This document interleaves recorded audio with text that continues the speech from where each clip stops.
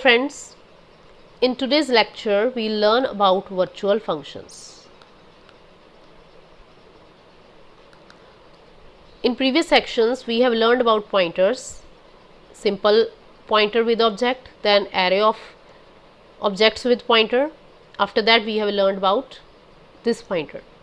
The basic aim of learning pointers was that we wanted to learn virtual function, because in virtual function the use of pointer is required. But virtual function is used with inheritance, which we have already studied in the previous sections. Okay. So what is virtual function? Basically, it is a type of polymorphism. Polymorphism is one of the important features of OOPS. Poly means many and morphism means forms. Many, morphism means forms, but it is of two types. Polymorphism is of two types: compile time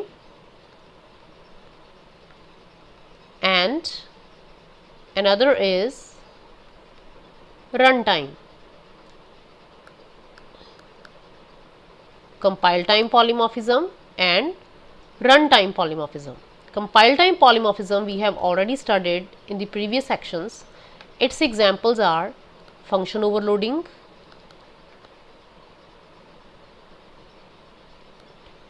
and operator overloading.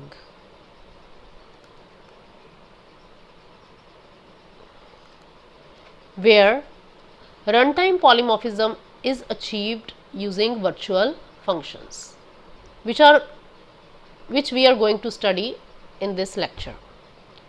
Polymorphism is of two types: compile time and runtime. Compile time polymorphism we have already studied in previous sections: function overloading and operator overloading, where function name was same but it was having one name, many functionalities. That's why it was called function overloading. One function name with many functionalities. And in operator overloading we have used the same operator for performing different tasks, like plus is used to add two numbers and the similar plus is used to add two objects or two strings. That means we have overloaded a function or an operator, and that was done during compile time. However, virtual functions work at runtime. That means it determines at runtime which function to call in inheritance, because in inheritance there are multiple classes, base classes, multiple base classes or derived classes. If the function name will be same in all the classes, then which function will be called at runtime? This is decided by the virtual function. So this concept we will understand through this program thoroughly. So let's start. We have created a class base. It's a very simple program. It is not performing any calculations. This is just to make you understand the concept of virtual functions. So therefore we have created a class base with two functions in public section: display and show. Fine. Display will display the message display base and show will display the message show base. The only difference between them is that here return type is void and here virtual keyword is introduced, virtual void show. Here this is a virtual function because virtual keyword is used with this show function. And then we have closed this class. After that we have created a derived class which is inheriting base class in public visibility mode. Here again we have created the same functions, means with the same name, display and show, but these functions belong to derived class. When we inherit base class in public mode, that means display and show of public display and show of base class also became its members. That means now there are two display methods. One is of derived class and one is of base class. Similarly, there are two show methods. This one is of derived class and one is of base class, which it inherits from the base class. That means there are two display functions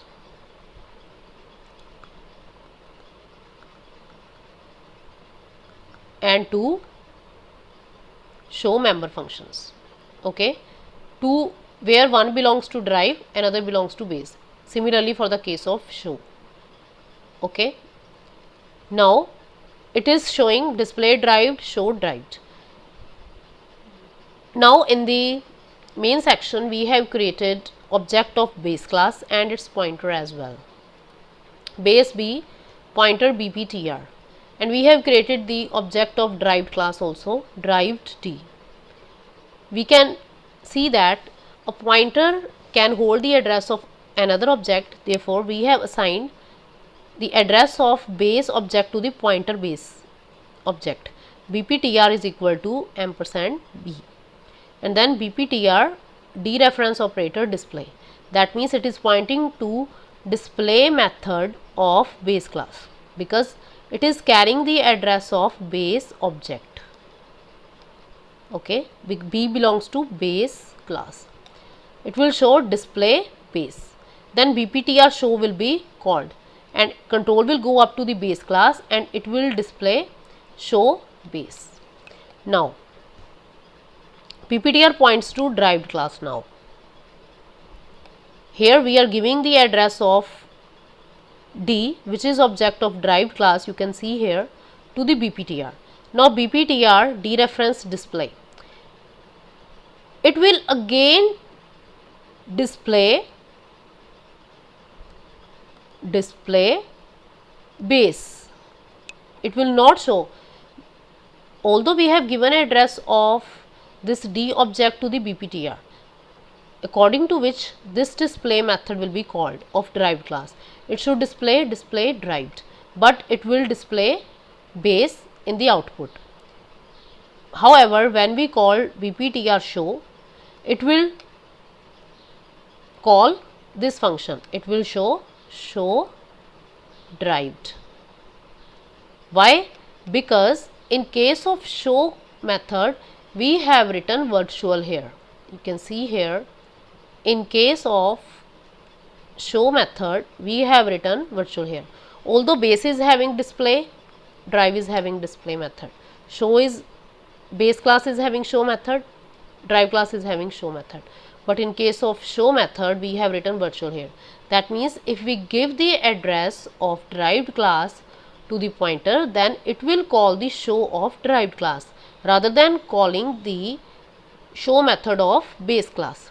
But if we do not declare them virtual, as we didn't make display function as virtual, it will automatically call display base. It will not move to the show display of derived class. It's a very important concept which can only be resolved by using this virtual function.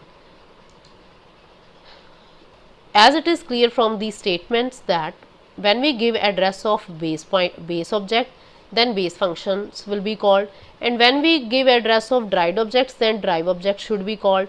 But here again display function of base will be called, because here we didn't display or we didn't write the virtual keyword before the display function.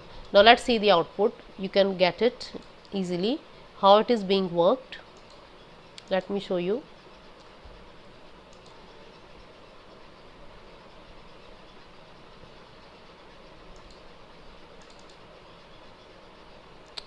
You can see here in this screen, bptr points to base. When it points to base, both methods of base class are called, display base and show base. When bptr points to derived class, then display base is displayed again rather than display derived. However, show derived is called correctly. This is called incorrectly, display base. But here display derived should be called.